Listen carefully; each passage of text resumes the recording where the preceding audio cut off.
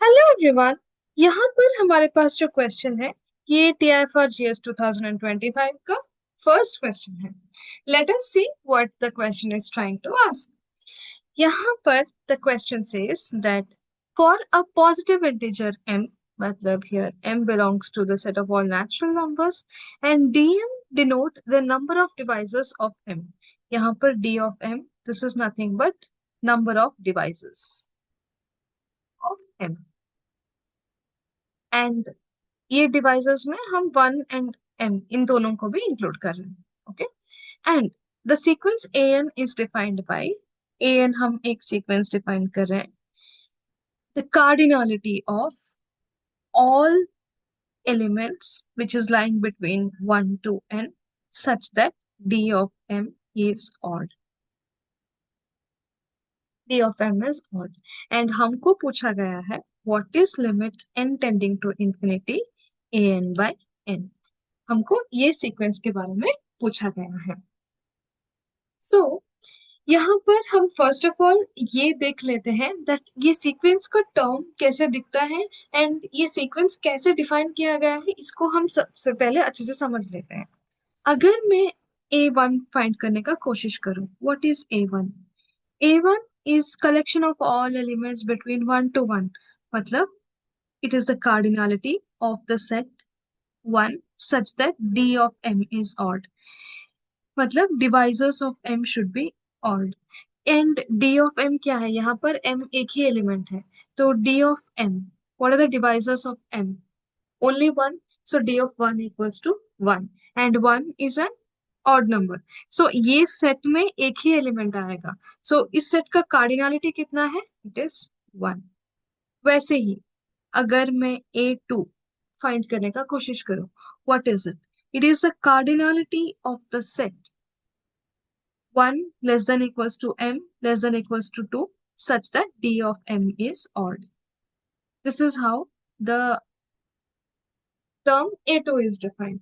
1 less than equals to m less than equals to 2 का मतलब दो ही elements, cardinality such that of the set 1 2 such that d of m is odd। And अभी हमको check करना है whether this 1 and 2 belongs to the set or not। अभी 1 का कितना डिवाइजर्स है? Divisors of 1, it is only 1। So and इसका cardinality कितना है? एंड यहाँ पर मैं एक कॉलम बना लेती हूँ कार्डिनलिटी का। सो इसका कार्डिनलिटी 1 ही है एंड 2 का divisors are 1 and 2, both are the divisors of 2 and इसका कार्डिनलिटी कितना है? as there are two divisors the cardinality is 2। so 2 is an even number but हमको d of m is odd चाहिए। यहाँ पर ये कार्डिनलिटी मतलब ये d of m डिटरमाइन कर रहा है and these numbers, these are our m। तो यहाँ पर d of m मेरा 2 आ रहा है for the number 2, so 2 is an even number, इसीलिए we can not consider the element 2। तो इसीलिए सिर्फ एक ही एलिमेंट 1 बिलोंग कर रहा है। एज एक ही एलिमेंट 1 बिलोंग कर रहा है A2, इसका cardinality it is equals to 1। वैसे ही मैं अगर A3 का बात करूं, it is the cardinality of the set 1 less than equals to m less than equals to 3 such that d of m is odd। So it is the cardinality of क्या क्या values of m possible है? 1 2 3 such that this d of m should be odd। अभी 1 तो belong कर रहा है, already देख चुके हैं। 2 नहीं बिलोंग कर रहा है क्योंकि d of m का वैल्यू उधर 2 आ रहा है, सो 2 does not belong। अभी 3 का देख लेते हैं। 3 का again it has only two divisors, 3 is a prime number, इसका ओनली दो डिवाइसेस है 1 and 3। So what is the value of d of 3? d of 3 का वैल्यू अगेन 2 है which is an even number, so यहाँ पर 3 भी belong नहीं करेगा।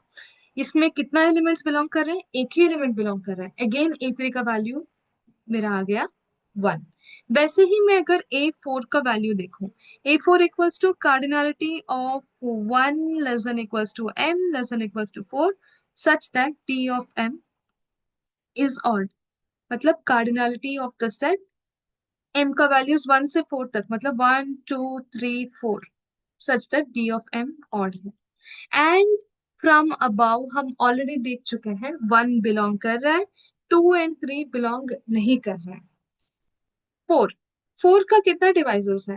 1 2 and 4। And what is the value of D of 4? D of 4 1 2 3, मतलब D of 4 का value 3 है। एंड डी ऑफ 4 का वैल्यू एक ऑड नंबर है, इसीलिए 4 is also included. And we are asked about the cardinality of this set. दो elements है 1 और 4, इसलिए A4 का वैल्यू 2 है।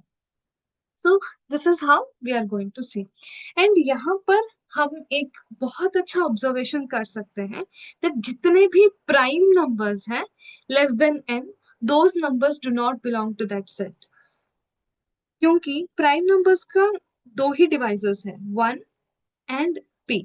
So d of p is 2 for any prime p. So इसीलिए ये सेट के अंदर हम कोई भी a n अगर ले, ये सेट के अंदर जितने भी प्राइम नंबर्स हैं less than n, those do not belong to the set. सो यहाँ पर हम एक पैटर्न ऑब्जर्व कर सकते हैं दैट हमारे पास अभी जो ये सीक्वेंस an फॉर्म कर रहा है, ये सीक्वेंस an का जो कार्डिनलिटी है वो हमेशा स्ट्रिक्टली लेस देन n हो रहा है। This is the basic observation what we can try to conclude, that ये an ऐसा सेट का कार्डिनलिटी है which is the collection of all elements less than 1, and ऊपर से एक रेस्ट्रिक्शन दिया गया है that D of N should be odd. So basically हमारा फर्स्ट दो एलिमेंट्स तो छट ही रहे हैं। वैसे मैं कोई भी नेचुरल नंबर लूं तो n इक्वल 2 और 3 तो बिलोंग नहीं कर रहा है। In fact in a broader sense अगर हम देखें, जितने भी प्राइम्स हैं less than n, those elements do not belong to the set.